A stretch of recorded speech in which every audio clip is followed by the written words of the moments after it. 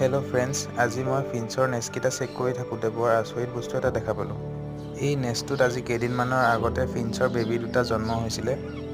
এহেঁত নেষ্টৰ পৰা নোলাওঁতেই মাকে আকৌ নতুনকৈ কণী পৰা ষ্টাৰ্ট কৰি দিলে। এই এগটো যদি মই আঁতৰাই নিদিওঁ, মাকে বেবীকেইটাক ফিড কৰোৱা বাদ দি ইনকিউবেট কৰাত লাগি যাব আৰু বেবী দুটা খাব নাপাই মৰি থাকিব। চ' মই ভাবিলোঁ আজিৰ পৰা দুদিনমান আগতে এই নেষ্টটোত বেলেগ এজনী ফিঞ্চ এগ লে কৰিছিলে আৰু মই এই এগটো এইটো নেষ্টত ট্ৰান্সফাৰ কৰি দিম। এইটো নেষ্টতো আজিৰ পৰা নতুনকৈ এগ লে কৰা ষ্টাৰ্ট কৰিছে।